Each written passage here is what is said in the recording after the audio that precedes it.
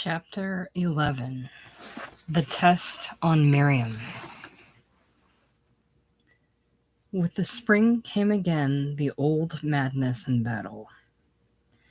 Now he knew he would have to go to Miriam, but what was his reluctance? He told himself it was only a sort of overstrong virginity in her and him which neither could break through.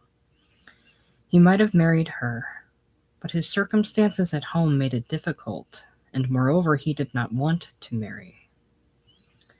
Marriage was for life, and because they had become close companions, he did not see that it should inevitably follow they should be man and wife. He did not feel that he wanted marriage with Miriam. He wished he did. He would have given his head to have felt a joyous desire to marry her and to have her. Then why couldn't he bring it off? There was some obstacle. And what was the obstacle? It lay in the physical bondage. He shrank from the physical contact. But why? With her he felt bound up inside himself. He could not go out to her. Something struggled in him, but he could not get to her. Why? She loved him. Clara said she even wanted him. Then why couldn't he go to her, make love to her, kiss her? Why, when she put her arm in his timidly as they walked, did he feel he would burst forth in brutality and recoil? He owed himself to her. He wanted to belong to her. Perhaps the recoil and the shrinking from her was love in its first fierce modesty. He had no aversion for her. No, it was the opposite. It was a strong desire battling with a still stronger shyness and virginity. It seemed as if virginity were a positive force, which fought and won in both of them. And with her he felt it so hard to overcome. Yet he was nearest to her, and with her alone could he deliberately break through. And he owed himself to her. Then if they could get things right, they could marry. But he would not marry unless he could feel strong in the joy of it. Never. He could not have faced his mother. It seemed to him that to sacrifice himself in a marriage he did not want would be degrading, and would undo all his life, make it a nullity. He would try what he could do. And he had a great tenderness for Miriam. Always she was sad, dreaming her religion, and he was nearly a religion to her. He could not bear to fail her. It would all come right if they tried. He looked round. A good many of the nicest men he knew were like himself, bound in by their own virginity, which they could not break out of. They were so sensitive to their women that they would go without them forever rather than do them a hurt, an injustice. Being the sons of mothers whose husbands had blundered rather brutally through their feminine sanctities, they were themselves too diffident and shy. They could easier deny themselves than incur any reproach from a woman. For a woman was like their mother, and they were full of the sense of their mother. They preferred themselves to suffer the misery of celibacy rather than risk the other person. He went back to her. Something in her when he looked at her brought the tears almost to his eyes. One day he stood behind her as she sang. Annie was playing a song on the piano. As Miriam sang, her mouth seemed hopeless. She sang like a nun singing to heaven. It reminded him so much of the mouth and eyes of one who sings beside a Botticelli Madonna, so spiritual. Again, hot as steel, came up the pain in him. Why must he ask her for the other thing? Why was there his blood battling with her? If only he could have been always gentle, tender with her, breathing with her the atmosphere of reverie and religious dreams, he would give his right hand. It was not fair to hurt her. There seemed an eternal maidenhood about her, and when he thought of her mother, he saw the great brown eyes of a maiden who was nearly scared and shocked out of her virgin maidenhood, but not quite in spite of her 7 children. They had been born almost leaving her out of count, not of her, but upon her. So she could never let them go, because she never had possessed them. Mrs. Morrel saw him going again frequently to Miriam and was astonished. He said nothing to his mother. He did not explain nor excuse himself. If he came home late and she reproached him, he frowned and turned on her in an overbearing way. "I shall come home when I like," he said. "I am old enough." "Must she keep you till this time?" "It is I who stay," he answered. "And she lets you?" "But very well," she said. And she went to bed, leaving the door unlocked for him. But she lay listening until he came, often long after. It was a great bitterness to her that he had gone back to Miriam. She recognized, however, the uselessness of any further interference. He went to Willey Farm as a man now, not as a youth. She had no right over him. There was a coldness between him and her. He hardly told her anything. Discarded, she waited on him, cooked for him still, and loved to slave for him. But her face closed again like a mask. There was nothing for her to do now but the housework. For all the rest he had gone to Miriam. She could not forgive him. Miriam killed the joy and the warmth in him. He had been such a jolly lad, and full of the warmest affection. Now he grew colder, more and more irritable and gloomy. It reminded her of William, but Paul was worse. He did things with more intensity and more realization of what he was about. His mother knew how he was suffering for want of a woman, and she saw him going to Miriam. If he had made up his mind, nothing on earth would alter him. Mrs. Morrel was tired. She began to give up at last. She had finished. She was in the way. He went on determinedly. He realized more or less what his mother felt. It only hardened his soul. He made himself callous towards her, but it was like being callous to his own health. It undermined him quickly, yet he persisted. He lay back in the rocking chair at Willey Farm one evening.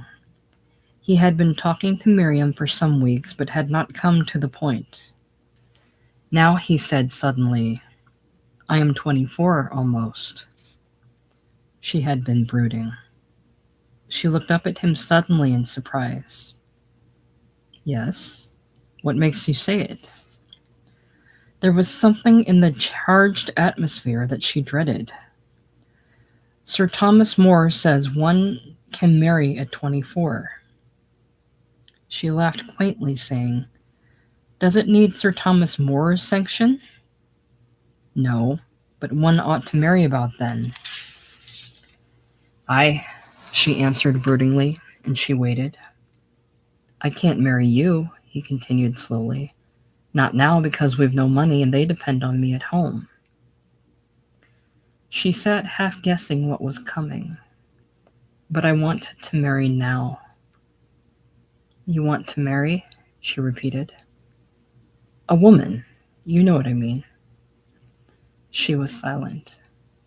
"Now, at last, I must," he said. "Aye," she answered. "And you love me?"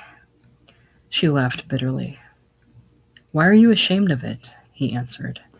You wouldn't be ashamed before your God. Why are you before people? Nay, she answered deeply, I am not ashamed. You are, he replied bitterly, and it's my fault. But you know I can't help being as I am, don't you? I know you can't help it, she replied. I love you an awful lot. Then there is something short. Where? She answered, looking at him. Oh, in me. It is I who ought to be ashamed, like a spiritual cripple, and I am ashamed. It is misery. Why is it? I don't know, replied Miriam. And I don't know, he repeated. Don't you think we have been too fierce in our what they call purity? Don't you think that to be so much afraid and averse is a sort of dirtiness? She looked at him with startled dark eyes.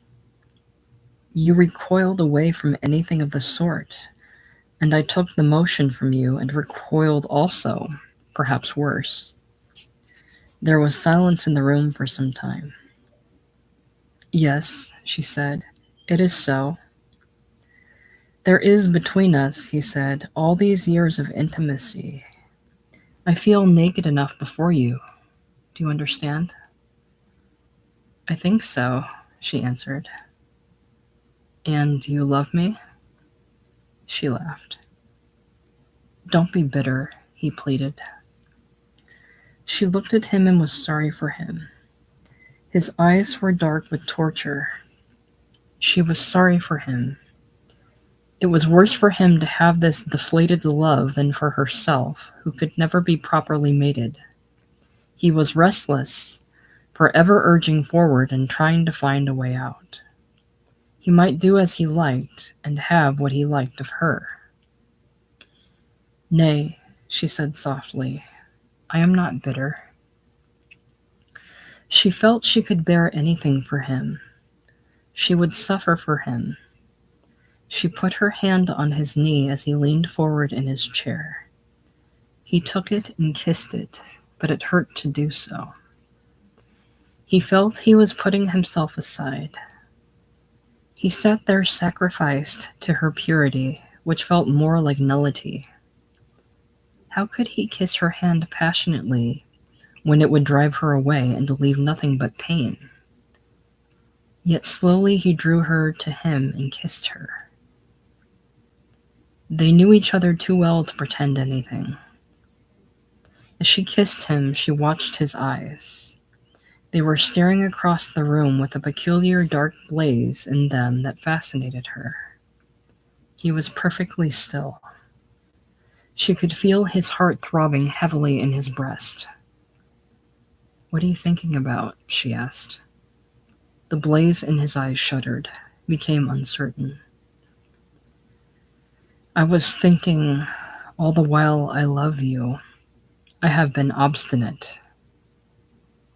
She sank her head on his breast. Yes, she answered. That's all, he said, and his voice seemed sure and his mouth was kissing her throat. And she raised her head and looked into his eyes with her full gaze of love. The blaze struggled, seemed to try to get away from her, and then was quenched. He turned his head quickly aside. It was a moment of anguish. Kiss me, she whispered. He shut his eyes and kissed her, and his arms folded her closer and closer. When she walked home with him over the fields, he said, I am glad I came back to you. I feel so simple with you, as if there was nothing to hide. We will be happy. Yes, she murmured, and the tears came to her eyes. Some sort of perversity in our souls, he said, makes us not want, get away from the very thing we want. We have to fight against that. Yes, she said. She felt stunned. As she stood under the drooping thorn tree in the darkness by the roadside, he kissed her, and his fingers wandered over her face. In the darkness, where he could not see her but only feel her, his passion flooded him. He clasped her very close. "Some time you will have me," he murmured, hiding his face on her shoulder. It was so difficult. "Not now," she said. His hopes and his heart sunk. A dreariness came over him. "No," he said. His clasp of her slackened. "I love to feel your arm there," she said, pressing his arm against her back, where it went round her waist. "It rests me so." He tightened the pressure of his arm upon the small of her back to rest her. "We belong to each other," he said. "Yes. And why shouldn't we belong to each other altogether?" "But," she faltered. "I know it's a lot to ask," he said, "but there's not much risk for you, really, not in the Gretchen way. You can trust me there." "Oh, I can trust you." The answer came quick and strong. It's not that. It's not that at all, but..." "What?" She hid her face in his neck with a little cry of misery. "I don't know," she cried. She seemed slightly hysterical, but with a sort of horror. His heart died in him. "You don't think it ugly?" he asked. "No, not now. You have taught me it isn't." "You are afraid?" She calmed herself hastily. "Yes, I am only afraid," she said. He kissed her tenderly. "Never mind," he said. "You should please yourself." Suddenly she gripped his arms round her and clenched her body stiff. "You shall have me," she said, through her shut teeth. His heart beat up again like fire. He folded her close, and his mouth was on her throat. She could not bear it. She drew away. He disengaged her. "Won't you be late?" she asked gently. He sighed, scarcely hearing what she said. She waited, wishing he would go. At last he kissed her quickly and climbed the fence. Looking round, he saw the pale blotch on her face down in the darkness under the hanging tree. There was no more of her but this pale blotch. "Goodbye," she called softly. She had no body, only a voice and a dim face. He turned away and ran down the road, his fists clenched. And when he came to the wall over the lake, he leaned there, almost stunned, looking up the black water. Miriam plunged home over the meadows. She was not afraid of people, what they might say, but she dreaded the issue with him. Yes, she would let him have her if he insisted. And then, when she thought of it afterwards, her heart went down. He would be disappointed. He would find no satisfaction, and then he would go away. Yet he was so insistent, and over this, which did not seem so all important to her, was their love to break down. After all, he was only like other men seeking his satisfaction. Oh, but there was something more in him, something deeper. She could trust to it in spite of all desires. He said that possession was a great moment in life. All strong emotions concentrated there. Perhaps it was so. There was something divine in it. Then she would submit religiously to the sacrifice.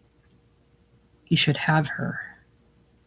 And at the thought, her whole body clenched itself involuntarily, hard, as if against something. But life forced her through this gate of suffering too, and she would submit. At any rate, it would give him what he wanted, which was her deepest wish. She brooded and brooded and brooded herself towards accepting him. He courted her now like a lover. Often, when he grew hot, she put his face from her, held it between her hands, and looked in his eyes. He could not meet her gaze.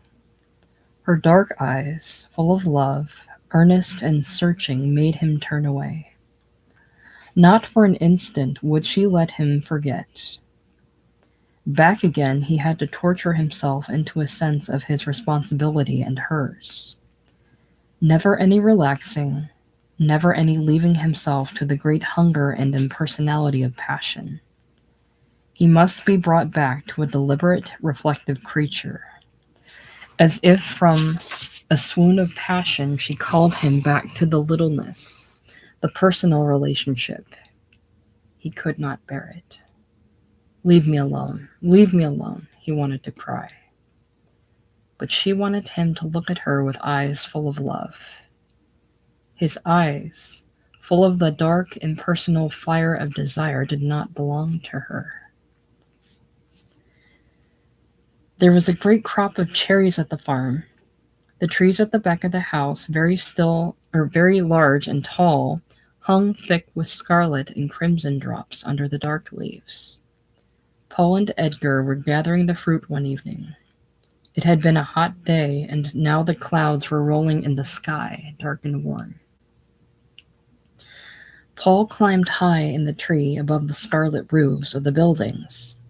The wind, moaning steadily, made the whole tree rock with a subtle, thrilling motion that stirred the blood.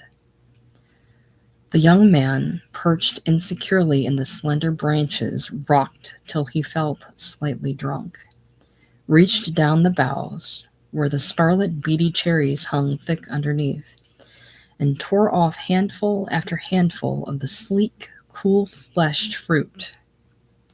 Cherries touched his ears and his neck as he stretched forward, their chill fingertips sending a flash down his blood. All shades of red, from a golden vermilion to a rich crimson, glowed and met his eyes under a darkness of leaves. The sun, going down, suddenly caught the broken clouds. Immense piles of gold flared out in the southeast, heaped in soft, glowing yellow right up the sky. The world, till now dusk and gray, reflected the gold glow, astonished. Everywhere the trees and the grass and the far-off water seemed roused from the twilight and shining. Miriam came out wondering. "Oh," Paul heard her voice call, "isn't it wonderful?" He looked down. There was a faint gold glimmer on her face that looked very soft, turned up to him. "How high you are," she said. Beside her, on the rhubarb leaves, were 4 dead birds, thieves that had been shot. Paul saw some cherry stones hanging quite bleached, like skeletons picked clear of flesh. He looked down again to Miriam. "Clouds are on fire," he said. "Beautiful," she cried. She seemed so small, so soft, so tender down there. He threw a handful of cherries at her. She was startled and frightened. He laughed with a low, chuckling sound and pelted her. She ran for shelter, picking up some cherries. 2 fine red pears she hung over her ears. Then she looked up again. "Haven't you got enough?" she asked. "Nearly. It is like being on a ship up here." "And how long will you stay?" "Well, the sun set less." She went to the fence and sat there watching the gold clouds fall to pieces and go in immense rose-colored ruin towards the darkness. Gold flamed to scarlet, like pain in its intense brightness. Then the scarlet sank to rose, and rose to crimson, and quickly the passion went out of the sky. All the world was dark gray. Paul scrambled quickly down with his basket, tearing his shirt sleeve as he did so. "They are lovely," said Miriam, fingering the cherries. "I've torn my sleeve," he answered. She took the three-cornered rip, saying, "I shall have to mend it." It was near the shoulder. She put her fingers through the tear. "How warm," she said. He laughed. There was a new, strange note in his voice, one that made her pant. "Shall we stay out?" he said. "Won't it rain?" she asked. "No, let us walk a little way." They went down the fields and into the thick plantation of fir trees and pines. "Shall we go in among the trees?" he asked. "Do you want to?" "Yes." It was very dark among the firs, and the sharp spines pricked her face. She was afraid. Paul was silent and strange. "I like the darkness," he said. "I wish it were thicker. Good, thick darkness." He seemed to be almost unaware of her as a person. She was only to him, then, a woman. She was afraid. He stood against the pine tree trunk and took her in his arms. She relinquished herself to him, but it was a sacrifice in which she felt something of horror. This thick-voiced, oblivious man was a stranger to her. Later, it began to rain. The pine trees smelled very strong. Paul lay with his head on the ground on the dead pine needles, listening to the sharp hiss of the rain, a steady, keen noise. His heart was down, very heavy. Now he realized that she had not been with him all the time, that her soul had stood apart in a sort of horror. He was physically at rest, but no more. Very dreary at heart, very sad and very tender, his fingers wandered over her face pitifully. Now again she loved him deeply. He was tender and beautiful. "The rain," he said. "Yes, is it coming on you?" She put her hands over him, on his hair, on his shoulders, to feel if the raindrops fell on him. She loved him dearly. He, as he lay with his face on the dead pine leaves, felt extraordinarily quiet. He did not mind if the raindrops came on him. He would have lain and got wet through. He felt as if nothing mattered, as if his living were smeared away into the beyond, near and quite lovable. This strange, gentle reaching out to death was new to him. "We must go," said Miriam. "Yes," he answered, but did not move. To him now, life seemed a shadow, day a white shadow, night and death and stillness and inaction. This seemed like being. To be alive, to be urgent and insistent, that was not to be. The highest of all was to melt out into the darkness and sway there, identified with the great being. "The rain is coming in on us," said Miriam. He rose and assisted her. "It is a pity," he said. "What, to have to go? I feel so still." "Still," she repeated. "Stiller than I have ever been in my life." He was walking with his hand. She pressed his fingers, feeling a slight fear. Now he seemed beyond her. She had a fear lest she should lose him. The fir trees are like presences on the darkness, each one only a presence. She was afraid and said nothing. A sort of hush, the whole night wondering and asleep. I suppose that's what we do in death. Sleep and wonder. She had been afraid before of the brute in him, now of the mystic. She trod beside him in silence. The rain fell with a heavy hush on the trees. At last they gained the cart shed. "Let us stay here a while," he said.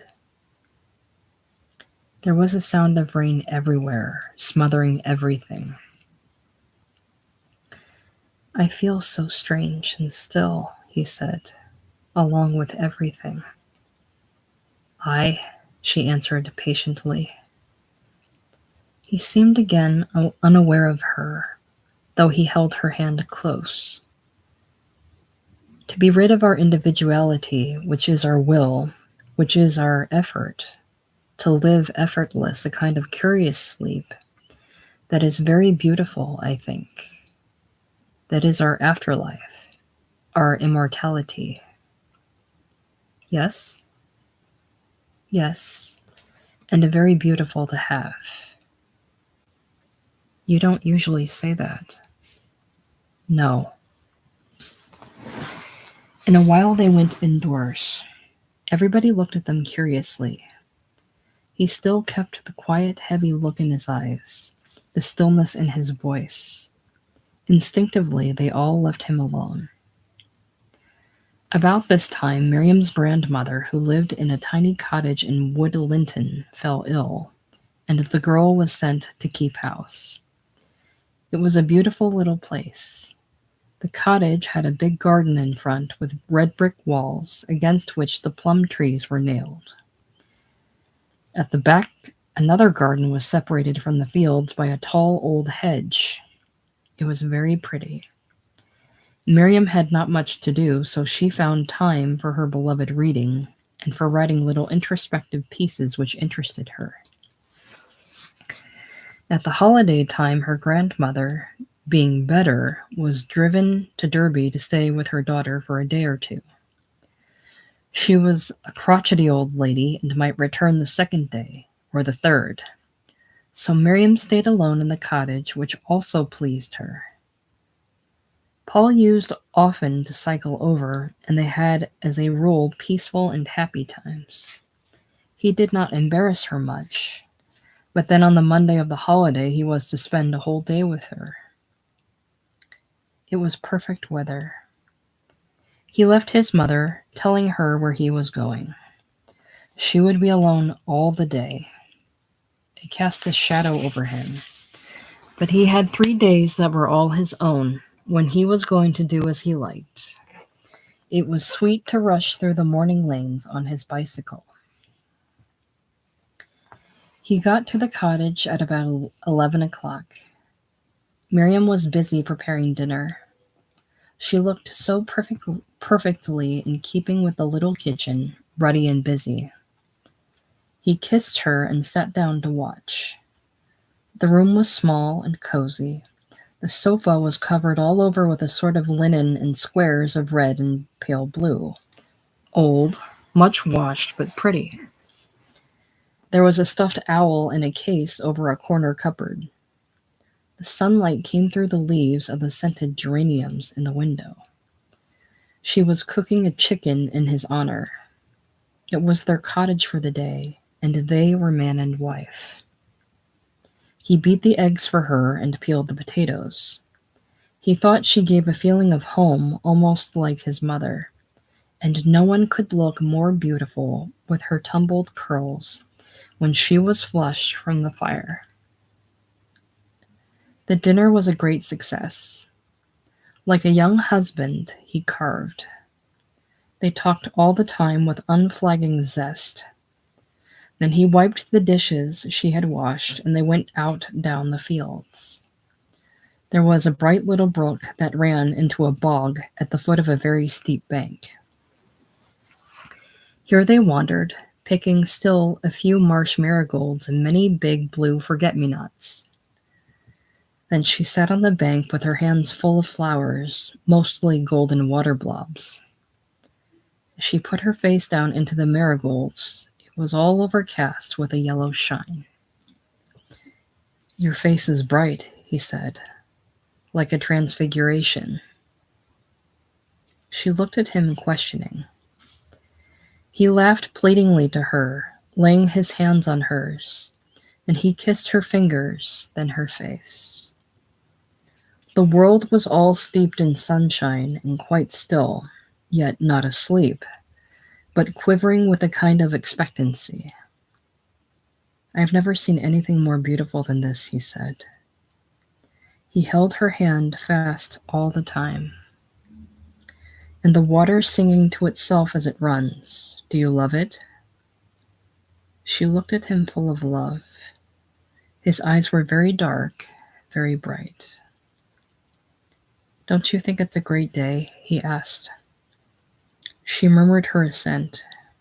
She was happy, and he saw it. "And our day, just between us," he said. They lingered a little while. Then they stood up upon the sweet thyme, and he looked down at her simply. "Will you come?" he asked. They went back to the house, hand in hand, in silence. The chickens came scampering down the path to her. He locked the door, and they had the little house to themselves. He never forgot seeing her as she lay on the bed when he was unfastening his collar. First, he saw only her beauty and was blind with it. She had the most beautiful body he had ever imagined. He stood, unable to move or speak, looking at her, his face half smiling with wonder. And then he wanted her. But as he went forward to her, her hands lifted in a little pleading movement, and he looked at her face and stopped. Her big brown eyes were watching him, still and resigned and loving. She lay as if she had given herself up to sacrifice. There was her body for him, but the look at the back of her eyes, like a creature awaiting immolation, arrested him, and all his blood fell back. "You are sure you want me?" he asked, as if a cold shadow had come over him. "Yes, quite sure." She was very quiet, very calm. She only realized that she was doing something for him. He could hardly bear it. She lay to be sacrificed for him because she loved him so much, and he had to sacrifice her. For a second, he wished he were sexless or dead. Then he shut his eyes again to her, and his blood beat back again. And afterwards, he loved her to the last fiber of his being. He loved her, but he wanted somehow to cry. There was something he could not bear for her sake. He stayed with her till quite late at night. As he rode home, he felt that he was finally initiated. He was a youth no longer. But why had he the dull pain in his soul? Why did the thought of death, the afterlife, seem so sweet and consoling? He spent the week with Miriam and wore her out with his passion before it was gone. He had always, almost willfully, to put her out of count and act from the brute strength of his own feelings.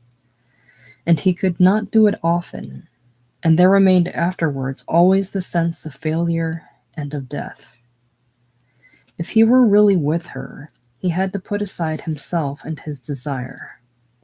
If he would have her, he had to put her aside. "When I come to you," he asked her, his eyes dark with pain and shame, "you don't really want me, do you?" "Ah, yes," she replied quickly. He looked at her. "Nay," he said. She began to tremble. "You see," she said, taking his face and shutting it out against her shoulder, "you see, as we are, how can I get used to you?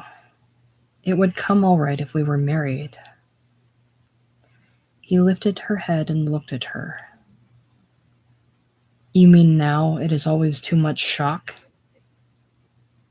Yes, and you were always clenched against me. She was trembling with agitation. You see, she said, I'm not used to the thought. You are lately, he said. But all my life, Mother said to me, there is one thing in marriage that is always dreadful, but you have to bear it. And I believed it. And still believe it, he said. No, she cried hastily. I believe as you do that loving, even in that way, is the high water mark of living. That doesn't alter the fact that you never want it. No, she said, taking his head in her arms and rocking in despair. Don't say so, you don't understand. She rocked with pain. Don't I want your children? But not me. How can you say so? But we must be married to have children. Shall we be married then? I want you to have my children. He kissed her hand reverently. She pondered sadly, watching him. We are too young, she said at length. 24 and 23. Not yet, she pleaded, as she rocked herself in distress. When you will, he said. She bowed her head gravely. The tone of hopelessness in which he said these things grieved her deeply. It had always been a failure between them. Tacitly, she acquiesced in what he felt. And after a week of love, he said to his mother suddenly one Sunday night, just as they were going to bed, I shan't go so much to Miriam's, mother. She was surprised, but she would not ask him anything. You please yourself, she said. So he went to bed. But there was a new quietness about him which she had wondered at. She almost guessed. She would leave him alone, however. Precipitation might spoil things. She watched him in his loneliness, wondering where he would end. He was sick and much too quiet for him. There was a perpetual little knitting of his brows, such as she had seen when he was a small baby, and which had been gone for many years. Now it was the same again, and she could do nothing for him. He had to go on alone, make his own way. He continued faithful to Miriam. For one day he had loved her utterly, but it never came again. The sense of failure grew stronger. At first it was only a sadness. Then he began to feel he could not go on. He wanted to run, to go abroad, anything. Gradually he ceased to ask her to have him. Instead of drawing them together, it put them apart. And then he realized consciously that it was no good. It was useless trying. It would never be a success between them. For some months he had seen very little of Clara. They had occasionally walked out for half an hour at dinner time, but he always reserved himself for Miriam. With Clara, however, his brow cleared, and he was gay again. She treated him indulgently as if he were a child. He thought he did not mind, but deep below the surface it piqued him. Sometimes Miriam said, What about Clara? I hear nothing of her lately. I walked with her about 20 minutes yesterday, he replied. And what did she talk about? I don't know. I suppose I did all the jawing. I usually do. I think I was telling her about the strike and how the women took it. Yes. So he gave the account of himself. But insidiously, without his knowing it, the warmth he felt for Clara drew him away from Miriam, for whom he felt responsible, and to whom he felt he belonged. He thought he was being quite faithful to her. It was not easy to estimate exactly the strength and warmth of one's feelings for a woman till they have run away with one. He began to give more time to his men friends. There was Jessup at the art school, Swain, who was chemistry demonstrator at the university, Newton, who was a teacher, besides Edgar and Miriam's younger brothers. Pleading work he sketched and studied with Jessup. He called in the university for Swain, and the two went downtown together.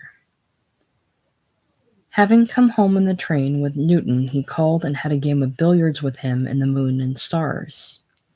If he gave to Miriam the excuse of his men friends, he felt quite justified. His mother began to be relieved. He always told her where he had been. During the summer, Clara wore sometimes a dress of soft cotton stuff with loose sleeves. When she lifted her hands, her sleeves fell back, and her beautiful strong arms shone out. "Half a minute," he cried.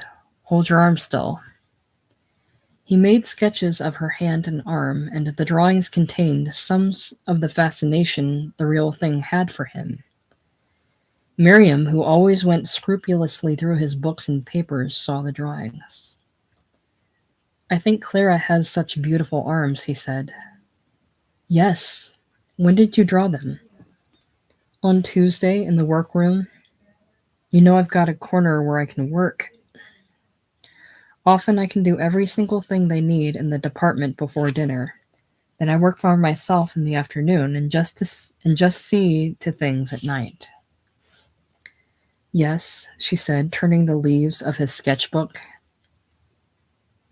Frequently he hated Miriam. He hated her as she bent forward and pored over his things. He hated her way of patiently casting him up, as if he were an endless psychological account. When he was with her, he hated her for having got him and yet not got him, and he tortured her. "She took all and gave nothing," he said. "At least she gave no living warmth. She was never alive, and giving off life. Looking for her was like looking for something which did not exist. She was only his conscience, not his mate. He hated her violently and was more cruel to her. They dragged on till the next summer. He saw more and more of Clara. At last he spoke. He had been sitting, working at home one evening. There was between him and his mother a peculiar condition of people frankly finding fault with each other. Mrs. Morrill was strong on her feet again. He was not going to stick to Miriam. Very well. Then she would stand aloof till he said something. It had been coming a long time, this bursting of the storm in him, when he would come back to her. This evening there was between them a peculiar condition of suspense. He worked feverishly and mechanically so that he could escape from himself. It grew late. Through the open door, stealthily, came the scent of Madonna lilies, almost as if it were prowling abroad. Suddenly he got up and went out of doors. The beauty of the night made him want to shout. A half-moon, dusky gold, was sinking behind the black sycamore at the end of the garden, making the sky dull purple with its glow. Nearer, a white fence of lilies went across the garden, and the air all around seemed to stir with scent, as if it were alive. He went across the bed of pinks, whose keen perfume came sharply across the rocking, heavy scent of the lilies, and stood alongside the white barrier of flowers. They flagged all loose as if they were panting. The scent made him drunk. He went down to the field to watch the moon sink under. A corncrake in the hay close called insistently. The moon slid quite quickly downwards, growing more flushed. Behind him, the great flowers leaned as if they were calling. And then, like a shock, he caught another perfume, something raw and coarse. Hunting round, he found the purple iris, touched their fleshy throats and their dark, grasping hands. At any rate, he had found something. They stood stiff in the darkness. Their scent was brutal. The moon was melting down upon the crest of the hill. It was gone. All was dark. The corncrake called still. Breaking off a pink, he suddenly went indoors. "Come, my boy," said his mother. "I'm sure it's time you went to bed." He stood with the pink against his lips. "I shall break off with Miriam, mother," he answered calmly. She looked up at him over her spectacles. He was staring back at her, unswerving. She met his eyes for a moment, then took off her glasses. He was white. The male was up in him, dominant. She did not want to see him too clearly. "But I thought," she began. "Well," he answered, "I don't love her. I don't want to marry her. So I shall have done." "But," exclaimed his mother, amazed, "I thought lately you had made up your mind to have her, and so I said nothing." "I had. I wanted to. But now I don't want. It's no good. I shall break off on Sunday. I ought to, oughtn't I?" "You know best. You know I said so long ago." "I can't help that now. I shall break off on Sunday." "Well," said his mother, "I think it will be best. But lately I decided you had made up your mind to have her, so I said nothing, and should have said nothing. But I say, as I've always said, I don't think she is suited to you." "On Sunday I break off," he said, smelling the pink. He put the flower in his mouth. Unthinking, he bared his teeth, closed them on the blossom slowly, and had a mouthful of petals. These he spat into the fire, kissed his mother, and went to bed. On Sunday he went up to the farm in the early afternoon. He had written Miriam that they would walk over the fields to Hucknall. His mother was very tender with him. He said nothing. But she saw the effort it was costing. The peculiar set look on his face stilled her. "Never mind, my son," she said. "You will be so much better when it is all over." Paul glanced swiftly at his mother in surprise and resentment. He did not want sympathy. Miriam met him at the lane end. She was wearing a new dress of figured muslin that had short sleeves. Those short sleeves and Miriam's brown-skinned arms beneath them, such pitiful, resigned arms, gave him so much pain that they helped to make him cruel. She made herself look so beautiful and fresh for him. She seemed to blossom for him alone. Every time he looked at her, a mature young woman now and beautiful in her new dress, it hurt so much that his heart seemed almost to be bursting with the restraint he put on it. But he had decided, and it was irrevocable. On the hills they sat down, and he lay with his head in her lap, whilst she fingered his hair. She knew that he was not there, as she put it. Often, when she had him with her, she looked for him and could not find him. But this afternoon she was not prepared. It was nearly 5 o'clock when he told her. They were sitting on the bank of a stream where the lip of turf hung over a hollow bank of yellow earth, and he was hacking away with a stick as he did when he was perturbed and cruel. "I have been thinking," he said.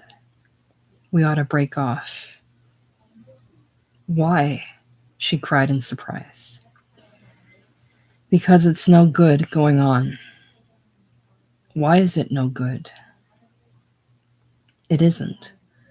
I don't want to marry. I don't ever want to marry. And if we're not going to marry, it's no good going on."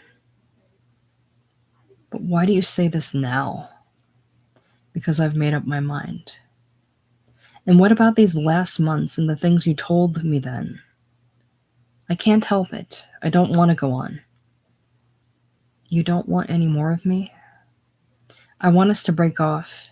You be free of me, I free of you." "And what about these last months?" "I don't know. I've not told you anything but what I thought was true." "Then why are you different now?" "I'm not. I'm the same. I know it's no good going on." "You haven't told me why it's no good." "Because I don't want to go on, and I don't want to marry." "How many times have you offered to marry me and I wouldn't?" "I know, but I want us to break off." There was silence for a moment or two while he dug viciously at the earth. She bent her head, pondering. He was an unreasonable child. He was like an infant, which, when it has drunk its fill, throws away and smashes the cup. She looked at him, feeling she could get hold of him and wring some consistency out of him. But she was helpless. Then she cried, "I have said you were only 14, and you are only 4. He still dug at the earth viciously. He heard. "You are a child of 4, she repeated in her anger. He did not answer, but said in his heart, "All right. If I am a child of 4, what do you want me for? I don't want another mother." But he said nothing to her, and there was silence. "And have you told your people?" she asked. "I have told my mother." There was another long interval of silence. "Then what do you want?" she asked. "Why, I want us to separate.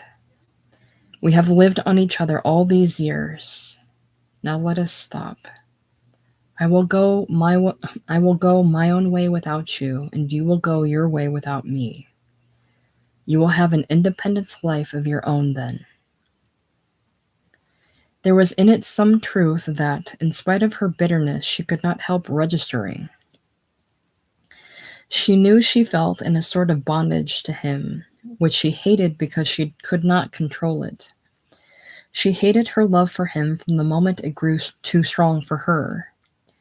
And deep down, she had hated him because she loved him and he dominated her. She had resisted his domination. She had fought to keep herself free of him in the last issue, and she was free of him, even more than he of her. "And," he continued, "we shall always be more or less each other's work. You have done a lot for me, I for you. Now let us start and live by ourselves." "What do you want to do?" she asked. "Nothing. Only to be free," he answered. She, however, knew in her heart that Clara's influence was over him to liberate him, but she said nothing. "And what have I to tell my mother?" she asked. "I told my mother," he answered, "that I was breaking off, clean and altogether." "I shall not tell them at home," she said, frowning. "You please yourself," he said. He knew he had landed her in a nasty hole and was leaving her in the lurch. It angered him. Tell them you wouldn't and won't marry me and have broken off, he said. It's true enough. She bit her finger moodily. She thought over their whole affair. She had known it would come to this. She had seen it all along. It chimed with her bitter expectation. Always. It has always been so, she cried. It has been one long battle between us, you fighting away from me. It came from her unawares like a flash of lightning. The man's heart stood still. Was this how she saw it? But we've had some perfect hours, some perfect times when we were together, he pleaded. Never, she cried. Never. It has always been you fighting me off. Not always, not at first, he pleaded. Always, from the beginning, always the same. She had finished, but she had done enough. He sat aghast. He had wanted to say, it has been good, but it is at an end.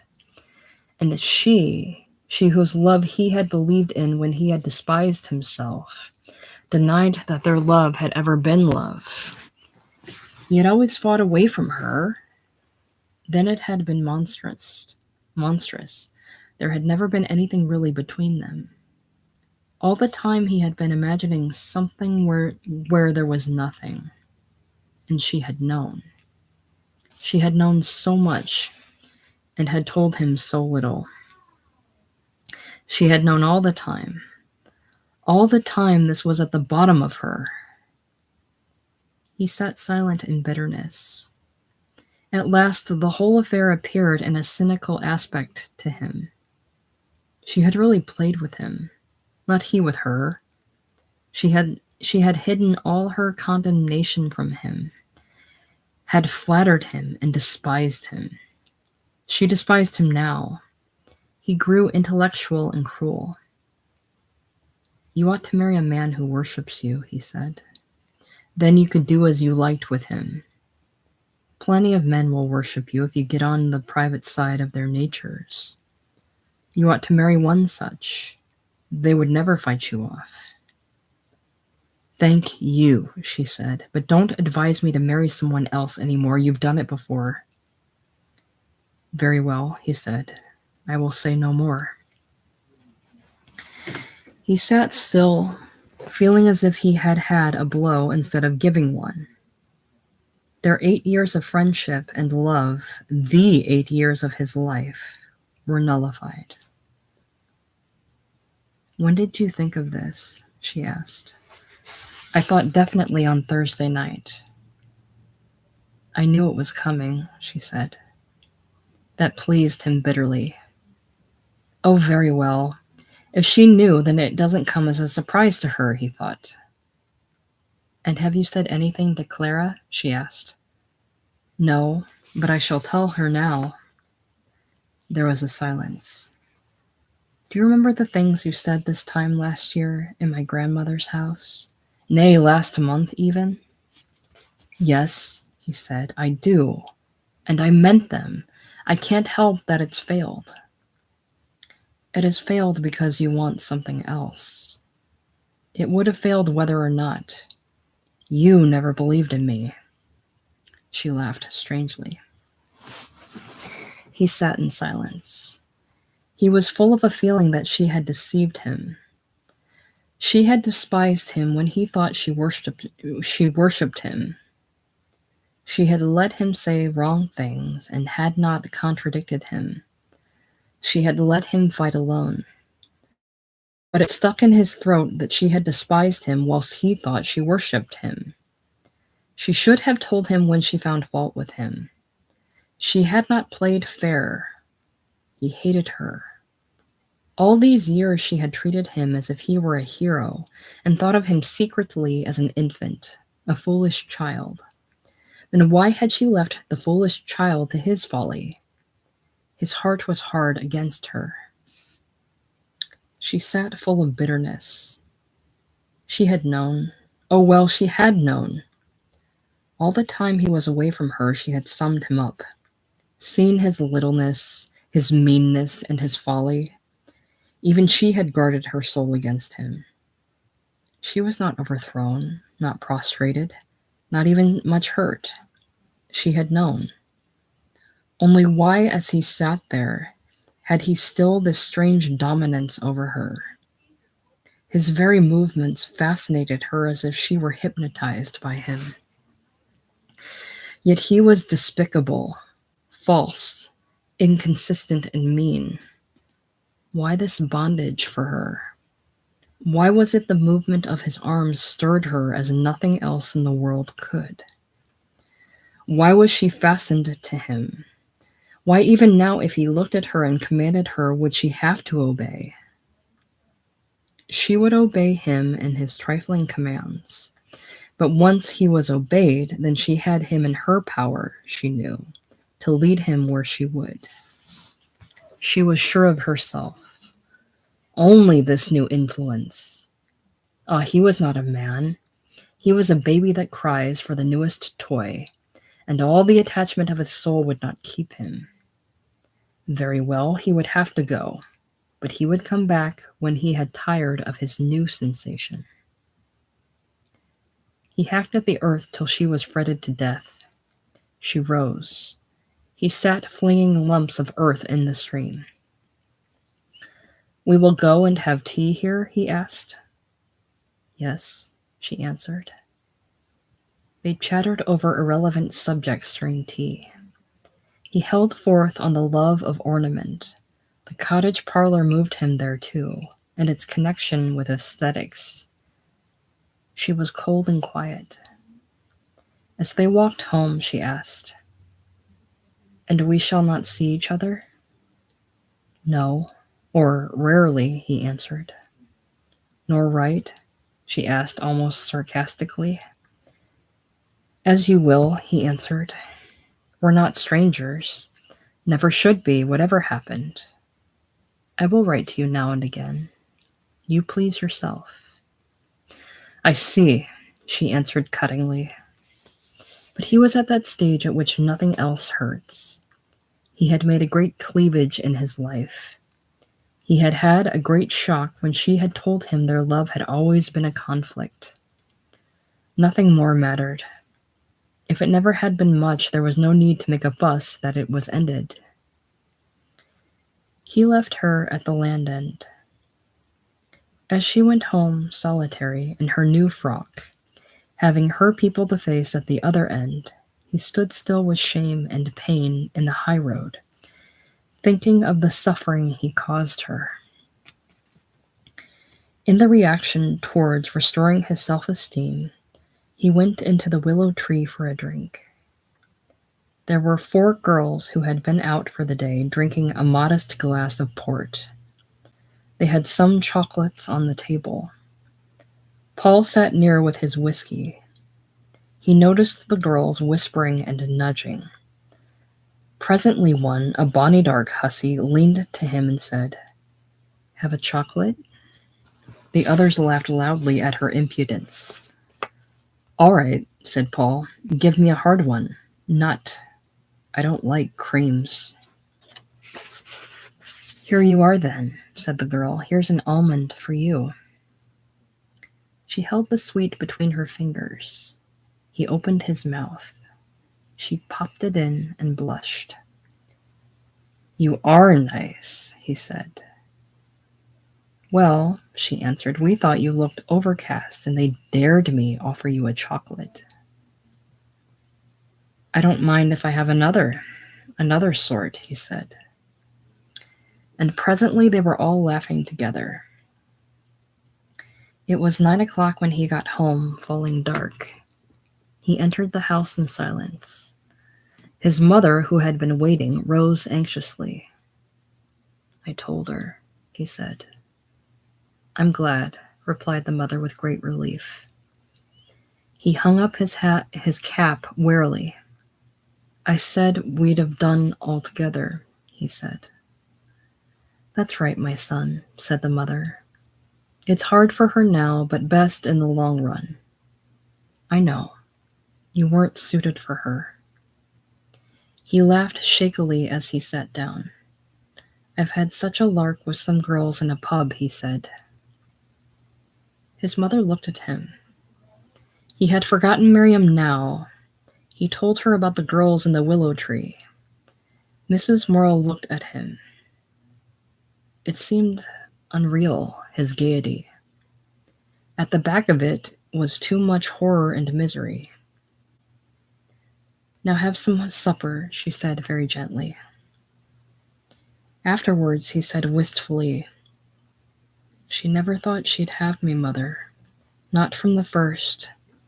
And so she's not disappointed." "I'm afraid," said his mother, "she doesn't give up hopes of you yet." "No," he said. "Perhaps not." "You'll find it's better to have done," she said. "I don't know," he said desperately. "Well, leave her alone," replied his mother. So he left her, and she was alone. Very few people cared for her, and she for very few people. She remained alone with herself, waiting.